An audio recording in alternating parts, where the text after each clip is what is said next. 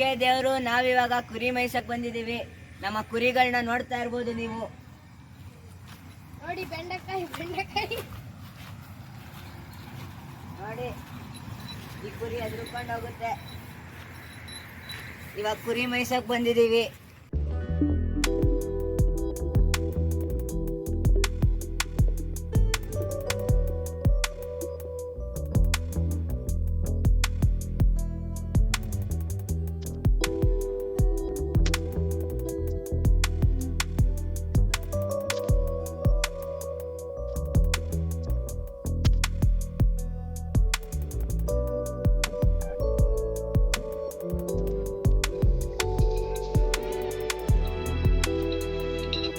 So guys, ನಾವಿವಾಗ ಕುರಿ ತಳಿಯಕ್ಕೆ ಬಂದಿದ್ದೀವಿ. ನೋಡ್ತೀರಾ, ಇಲ್ಲಿ ಕುರಿ ತಳಿತಾ ಇದ್ದೀವಿ.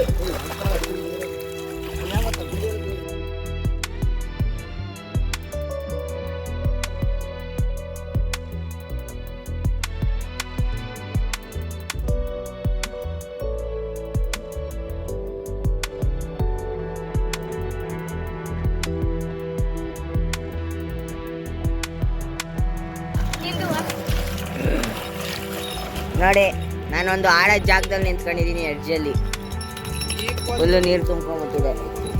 ನೋಡಿ, ಇದೆಲ್ಲ ತುಂಬ್ಕೊಂಡ್ಬಿಟ್ಟಿದೆ ನೀರೆಲ್ಲ. ರಾತ್ರಿ ಎಲ್ಲ ಮಳೆ ಬಂದು ನೀರು ತುಂಬ್ಕೊಂಡ್ಬಿಟ್ಟಿದೆ. ನೋಡ್ತಾ ಇರ್ಬೋದು ನೀವು.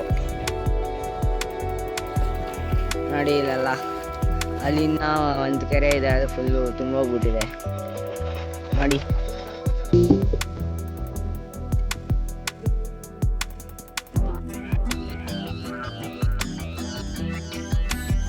ಗಾಯ್ಸ್, ಇವಾಗ ಕುರಿನೆಲ್ಲ ಸ್ನಾನ ಮಾಡ್ಕೊಂಬಂದು ಒಣಗಿಸ್ತಾ ಇದ್ದೀವಿ.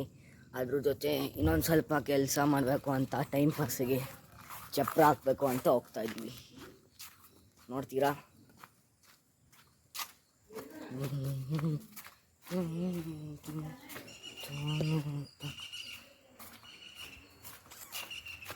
ನೋಡಿ, ಇಲ್ಲಿ ಚಪ್ರ ಹಾಕ್ತಾ ಇದ್ದೀವಿ.